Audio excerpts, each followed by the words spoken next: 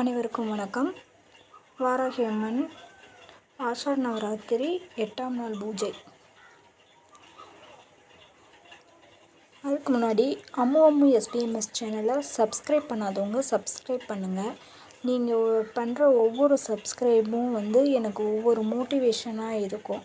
அடுத்து என்னை ஊக்கப்படுத்துறதுக்கு உதவியாக இருக்கும். அதனால் எல்லோரும் சப்ஸ்கிரைப் பண்ணிக்கோங்க. வாராகி அம்மனுக்கு இன்றைக்கி நான் என்ன படைச்சேன்னா மாதுளம்பழம். வீட்டில் மாதுளம்பழம் இருந்தது.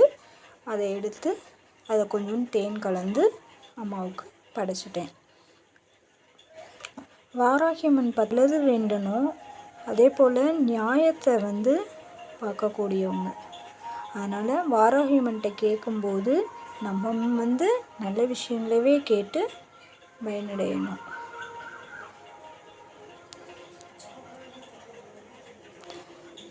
சப்ஸ்கிரைப் பண்ண மறக்காதீங்க.